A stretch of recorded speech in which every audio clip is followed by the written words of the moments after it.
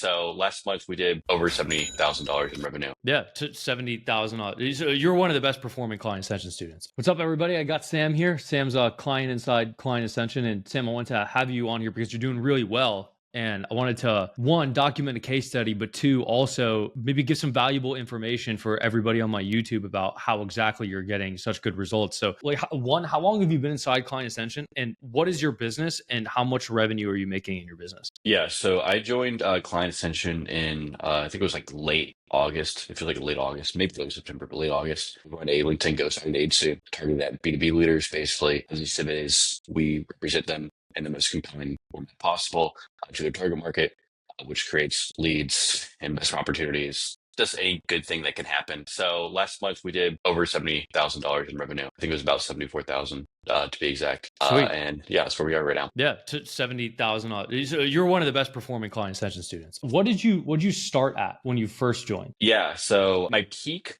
monthly revenue before joining was about $35,000, remember correctly. But the month prior to joining, I think I was around $20,000 a month. How many new clients are you signing? How many calls are you booking regularly? And how does that compare against kind of like what was happening before you were in Client Ascension? Yeah, so basically, before joining Client Ascension, my only sales channel was LinkedIn inbound. For those who don't know, I have a pretty prominent presence on LinkedIn. I have, around 230,000 followers. I get very solid engagement, so pretty prominent presence. And all my leads were basically coming through me LinkedIn. They saw like my presence, they saw my results, and we talked about LinkedIn Ghost and they said, okay, I'll take a sample, call with him. Then subsequently convert. And then a little bit of DMs here and there, but not very serious. But now I have cold email as a sales channel, which has been hugely impactful. I had no idea how effective it would be. Turns out people find my offer very compelling, which is great. And of course, I want to get into ads here pretty soon. So that's basically like my sales channels now. Those three things: LinkedIn inbound, a little bit outbound, and cold email. Book calls. So it's been around 10 calls booked per week, I think.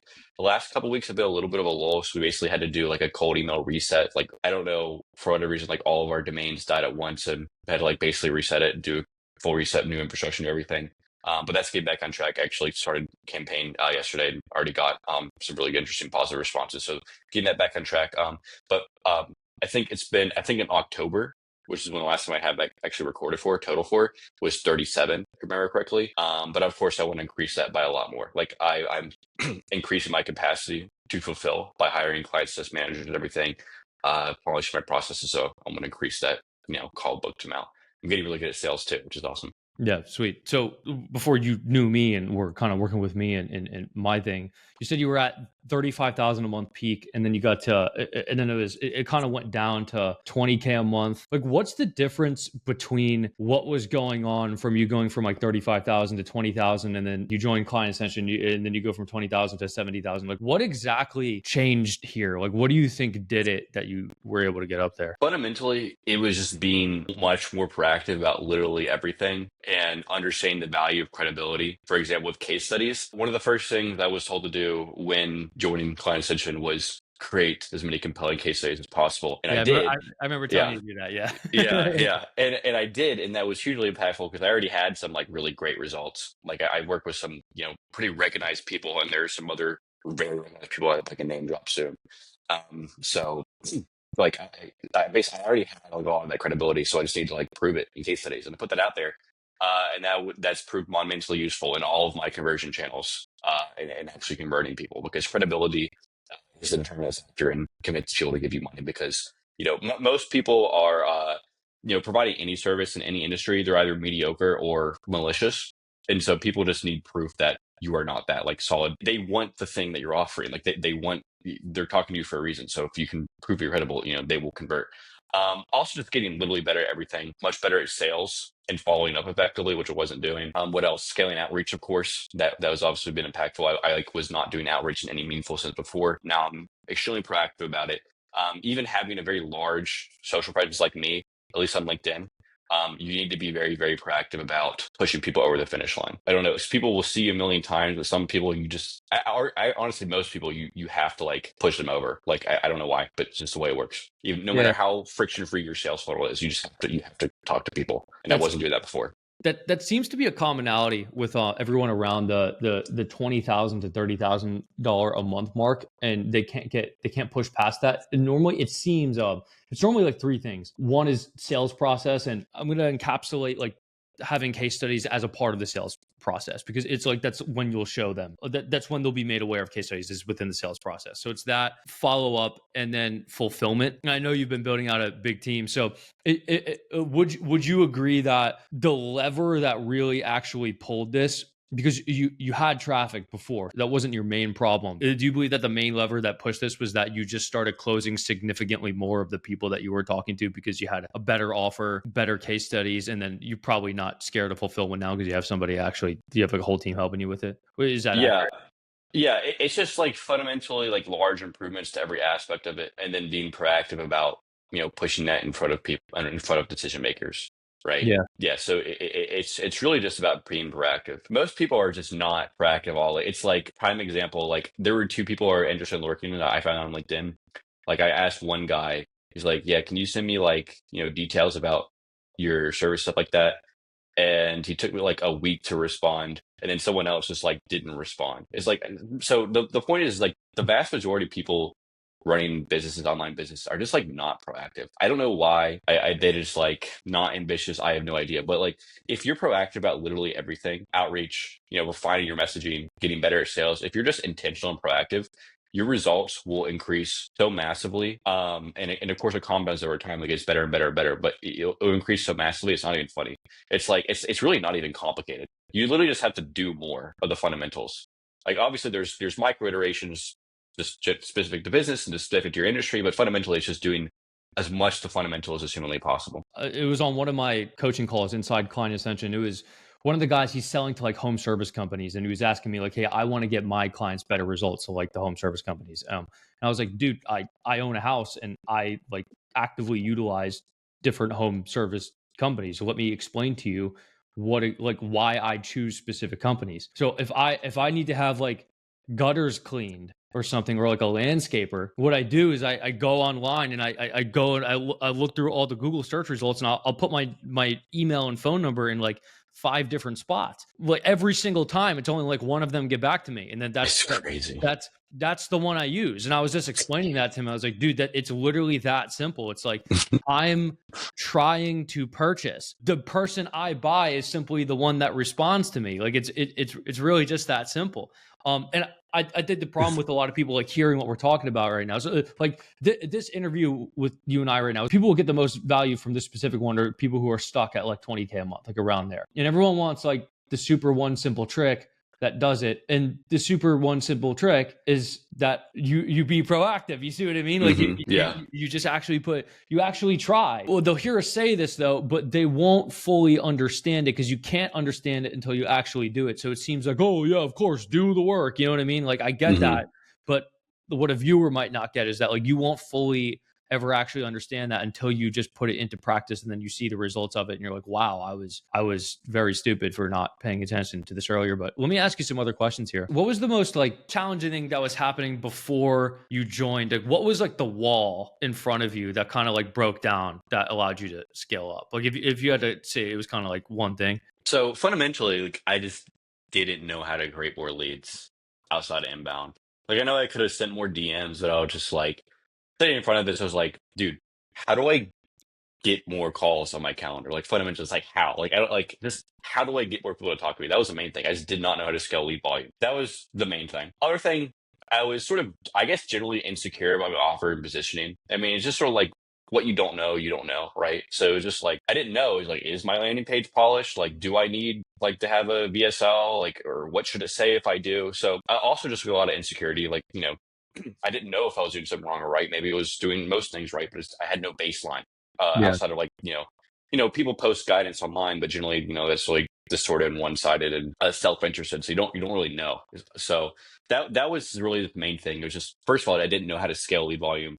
Second of all, was just uncertainty about everything. Uncertainty about systems, uncertainty about my offer, uncertainty about positioning, uncertainty about everything. What Client Ascension fundamentally gave me was clarity. What do I need to do? Do this. It's the greatest thing ever. What were those things? So from not my knowledge, just so like everyone who's watching this, they can be made aware of like what precisely actually did occur. Like what were the inputs? It was you came in, we changed up the packaging of your offer and kind of how it's framed. So that's kind of like soft skill type stuff. Hmm. Changed up the landing page to be like kind of a better sales page. Made a VSL that had like a pretty clear value proposition and sales argument. Dialed in a sales process. Like, did you like already have a CRM before this, but and then like you implemented it inside here or something? I didn't really have like I didn't have had a couple like Google spreadsheets. Yeah, and then, like I fundamentally didn't have like systems. I had a little bit, but not really. Like, for example, one of the sales calls I was introduced to like close.com. I think it used to be Yeah. close.io, close.com. But now I have like an actual sales CRM. And I've built an internal CRM too. It's pretty basic, but it works. It gets the job done. Eventually I'll have to make that a little bit more complex, but it gets the job done. Fundamentally, I just like didn't have systems. Again, it just goes back to uncertainty. Like I literally just didn't know what to do. And now Yeah. I like do know what to do. And I can, always ask. Cool. Okay, so then also you started doing cold email, which has got you some results. What are you doing on LinkedIn that gets results and calls booked right now? Like, First of all, like I've been more targeted in my messaging. Like I transitioned to be a lot. Like I used to like make content that was a lot more broadly appealing, but I dialed it in. Doing Client Ascension, I've dialed in even more. I really need to do more case studies, stuff like that. I have really good case studies. I need to really be more intentional about like posting things to convert people to calls. Like today, like what I did wasn't like salesy, but like I basically just for the first time ever, like I talked about my revenue and stuff like that, which provides a lot of credibility. I just been a lot more, and I asked for like my student success coach. I asked for his advice on that because I was sort of nervous about that, right? But he was like, "Yes, you should do it. It gives you a lot of credibility." So it's just like being a lot more targeted in my content. That's sort of how it affected my LinkedIn. And I know on the outbound front, I need to be using LinkedIn for DMs more. But cold email again has been huge. And yeah, I hope that answered the question. I'm sorry. yeah, yeah, of course. How long did it take you to start seeing results? Like you came into Client Ascension and we started telling you like do this, do this, do this. How long did that take until you saw something like actually happening? I mean, it was like immediate, right? Because I was going to like uncertain by myself. Like I had like occasional inputs from like, people around me who did sort of similar things. So fundamentally, like I was like in my own bubble. But immediately when joining Client Ascension, I had guidance. I had support. I had a network. I mean, I had a network before, but like I had a network of people who were dedicated to helping me. Like I was grounded, right? And that was immediate. And the knowledge gain was immediate. The course was really good. And it didn't take long for that tradition to real world results at all. Actually, I had a record revenue month, like the immediate month I joined, September. I joined in like late August, but Was in that from September, was that from making the case studies and changing the offer? yeah, I think the case studies was the biggest mover. Like that Yeah. was before I had a VSL. I'm still like I think I need to make another VSL now, but like that was before I had a VSL. Like it was literally the case studies just made Yeah. it so much different. And Yeah. I look at and like I have yeah, and I have like Microsoft Clarity and stuff on my website now, and so I like record what people are doing, and like so like and people like go straight to the case studies. Yeah. It just makes such a huge difference. Yeah. Dude, it's actually insane. It's in that phase where it's like it's kind of like everything below like 15K a month is just like getting case studies. And then you have enough case studies and it's like and then you can see it's like literally the entire purpose of a business is just the acquisition of a profound amount of case studies and like literally that's it. Yeah, literally all it is. And again, just because people don't get it, so many businesses are just like not doing this. Like and even like high impact businesses. Like one of my clients is like a Series A SaaS, like very well funded, Inc 5000, maybe Inc 500. No case studies on their website. I'm just like, dude, Doesn't make you're any making sense. my job harder. You need to have case study, like especially because his industry. I don't want to be too specific because it's a very niche. I don't want to like talk bad about them. They're great people, but it's like and their industry is like especially discerning. Like they're notoriously and they're doing great by the way. They have a really awesome product, but like their industry is especially discerning. Like their people, their target market is especially hard to get in touch with.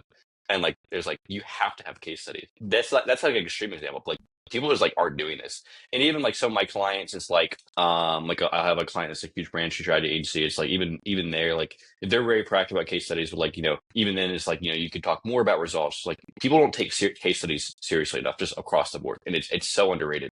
I don't know why. They just don't Yeah. get it. I guess. Yeah, they don't fully understand that it's like literally 80% of what gets people to buy. Because obviously you were like in my funnel before. So like what made you finally decide to join Client Ascension and like what hesitations or doubts were there before coming in? Yeah. So I mean, it's like you mentioned. Like I was in your final, so I've been following you. I've been following Daniel for a while. Like he talks about you talk about like having parasocial relationships and the importance of like scaling the amount of parasocial relationships you have with people. Like that was me. Like I had a Yeah. parasocial relationship with Daniel. Yeah. So that because like in your space in his space. There are so many grifters, either because they're like literally malicious or because they're just like stupid and mediocre and they have no idea. Dunning-Kruger. So like, his space especially requires a lot of trust. Like if you didn't have a parasocial relationship, like I would not have converted. Like the first time I saw Daniel, I was like, oh, it's another like internet entrepreneurship guy. Yeah. And then he kept appearing on my feed. It's like, oh, this guy actually knows what he's talking about. Like I need to pay attention. I've been following him for like it must have been like a year, and like I was just sort of like doing my agency somewhat casually. Like I had like on and off periods, but it was basically just like one day I was like, okay, like I need to take this seriously. Like there's a lot of potential, and I don't want to waste my potential. And then I just like Daniel was like living in my mind. Like the first thing that popped up was like, yeah, I need to go down his funnel. Whatever he's offering, like, I need to pursue it. And there's really no other option because nobody else had built that parasocial relationship with me. Like I really can't think of any other like online entrepreneurship persona that like has nearly the amount of credibility that you have with me. I can't really think like if I wasn't joining Client Ascension, I can't really think of a program I would be joining. So Nice. yeah. I guess I'm doing the right thing. What was the most difficult change you had to make in your approach to business? Like if because it was probably like super nonchalant, like whatever, but it's probably become more of like a structured system holistically now. So like what was difficult about that change, or like anything that was hard that you had to overcome to get to the level you're at now? Yeah, it's sort of a hard question to answer, but I think it was just being, and I guess I sort of all knew this to an extent, but it's just like you have to be extremely relentless about everything. Like you either want this or you don't. It's literally that simple. And so you literally are you going to apply the maximum amount of effort you can to literally every channel, every sales channel, every aspect of your business, or are you not going to? And I was mentally prepared for that to an extent. But it's like you just sort of have to like foster this muscle of relentless intensity in everything you do. You really have to become this person who's just like really dedicated. And like what Client Ascension made clear is just like there's no replacement, no matter how smart you are, no matter how credible you are, there's no replacement for just being extremely intentional about every aspect of your business. There's no replacement for it. It really is all about the fundamentals. Also being more proactive about delegating. Before Client Ascension, I was really hesitant to delegate because I just felt like my thing with my industry and everything was so niche. It was just like it'd be impossible to find anybody to fill the gaps. But I knew eventually I had to delegate. I guess Client Ascension really just pushed me. It said you literally have to do this, or you will not grow your business. You have to start delegating. And so I just I just started doing it. And what I realized is that you can actually hire people who are not only like as good as you, but they're actually better than you. Either because they're innately more talented in that area, or because they literally just have more time dedicated to the specific thing, or both. And you can train them to create better results than you could in that position because you just don't have time, and you create a better business overall. So I guess like first thing is just like being extremely intentional, being extremely relentless, maximizing volume on everything. Second thing is just getting over yourself and delegating, and realize that like you can actually hire people who can do a better job than you in the role than you have the capacity to do. Those are the two main things, the main changes, I guess.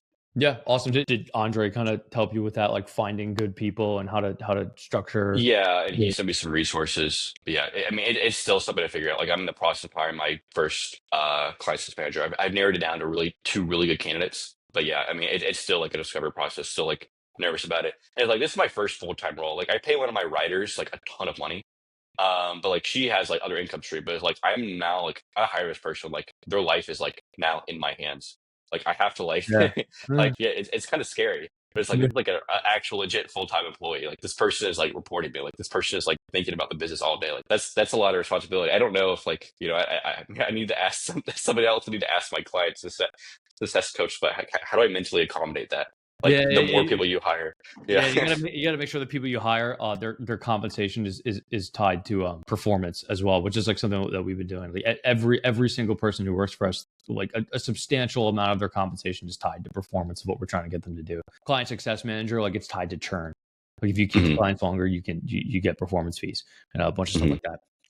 Real quick, could you walk us through like the difference between a typical day now? What do you do all day to run a $70,000 a month business? Yeah, so I guess the difference between like before and now is just like it's increasing. I'm busier than ever, but it's increasingly more impactful and more meaningful work. As I scale, my input becomes higher leverage. When before it was just sort of like a lot of uncertainty and pressing buttons I didn't really know what they did, or like applying my time to things I didn't really know were effective. But I guess now it's just like a lot more certainty in everything I do, and it's like a lot more confidence that the stuff I'm doing is having impact. So, and as a result, like the work I'm doing is a little bit more high impact. Like, I hire more people who do more things. And so when I move things a certain direction, there's more action in that direction, basically. I guess like sort of what you may think is that, as you get more revenue, like you have a higher baseline, you get more confident. And that is true. But there's also like an element of anxiety, especially if you're like, sort of a solo founder like me. Increased revenue to an extent, it creates more anxiety because you have an increasingly large amount to lose. And I guess like, it's to an extent, it's a positive feedback loop because you're increasingly more motivated. You're increasingly like more locked in, more clinical about how you spend your time, but still, but one of the best that ties to like one of the best benefits of Client Ascension though, which is support network. Like I really like my client success manager and other coaches. I really like Daniel. All of them, like literally everybody in the program is here for you, which is so important because like no matter how successful you are, you're gonna have days where it's like, dude, I'm so freaking stupid. Like I literally hate myself. That's what I like. And then like 2 hours later, you'll feel like you'll feel like awesome. It's like I was into great conquering the world. It's just you have these huge emotional fluctuations. I don't know. Maybe it's just me. Maybe I'm neurotic. I have no idea. but No, but no, but like no, it happens. So yeah. is like most of your time spent like content creation on LinkedIn, like following up with leads, taking sales calls. What's the distribution of time between like front end lead gen, sales, and fulfillment and kind of like operations? Guess like not counting the past few weeks because I actually like have been spending a lot more time in the back end. I'm basically reorienting my business to be much more data oriented, and so I'm being much more intentional about how I collect data and how I apply it, which like gives me like a pretty huge moat because literally nobody else is doing this. I'm trying to basically eliminate as much uncertainty that exists in success on LinkedIn and content marketing in general, by applying data. So like not counting that because like I have sort of like setbacks to like change things. Yeah, it's just like more and more business development. I'm spending like an increasingly large majority of my time on sales calls, following up with leads. I would love to get help with sales sometime next year, but I think for foreseeable future, like I mean like or pretty much forever, as long as I have this business. Like it still has to be me talking to like at least like the S tier and the A tier clients. Like a lot of my clients, like I have several clients who are like near 8 figure or past 8 figure, like very large brand strategy agencies who work with like household names that like everybody like living in a hut would recognize.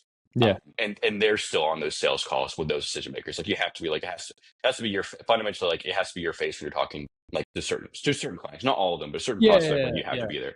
So yeah. it's like I'll never fully separate from that, but like I do want to be like 99% focused on business development and like people I trust on fulfillment. And thankfully like I am finding those people. They're expensive, but they're worth every dollar. Yep.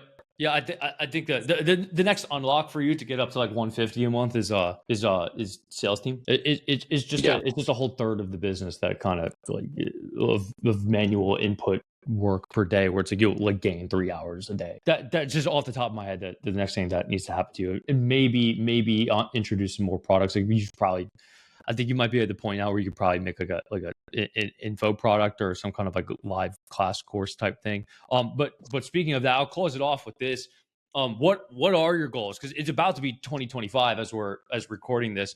What have you identified as your goals, and what are you trying to get done next year? So in terms of revenue, of course, like having my first 100K month. But I'm like I already got 74% of the way there, so I think it's pretty much locked in. I don't want to speak out of turn, of course, but there's a lot of evidence going in that direction. I mean, fundamentally, the offer is very validated. I've proven to myself and to the world that I have the credibility and the systems and the results to work with like extremely credible people, high impact people, and like create effective results for them. Very well known companies and founders that already is my public portfolio, not to mention the ones that I'm hoping to add soon. But I really have to go way beyond that. It's really just about like it's really just more about more of the fundamentals. Like I need to scale all of my channels. I need to scale all of my system. I need to scale all of my talent. Like I had somebody in my comment section today tell me like they found me from YouTube, on LinkedIn. They commented on LinkedIn. They found me from YouTube, and I posted like literally. I posted some personal development stuff a while ago last year. Like I posted like literally one video on my main channel. So it's like one person already was impact. Like I've already had that impact. Like imagine how much more there is to unlock there. So I have to scale long form. I have to scale short form. I have to like iterate upon my LinkedIn strategy. Like there's so much to do just on every sales channel. I need to send way more cold emails. I need to do ads. I need to do everything. So I just need to scale everything. That's really just all about that. More of the fundamentals. I really think I'm very, very early to B2B social marketing. I guess like SEO is like somewhat of a mature space, but everything else is like so early. Like it is so wild west in like every aspect of B2B social. Like it's not just LinkedIn, but it's like B2B YouTube, B2B microblogging, B2B like short form. It's like it's so immature. And I really want to totally own this channel. Like I want to be totally synonymous with this channel. I think the value of it is like going to grow tremendously. It's like, I just think I'm extremely aware of this and I want to take full advantage of that. More people need to be aware that I exist and be reminded that I exist constantly. And this service exists and is by far and away the best service it could possibly pursue for, creating results and first on LinkedIn, but just everywhere in B2B social. Yep. Good stuff, bro. Hey, I appreciate you coming on. Everyone watching, Sam's links are going to be in the description. You can connect with him, talk with him, see what he's doing. And brother, thank you for coming on. Very much appreciate it. And You're very welcome. let's keep scaling.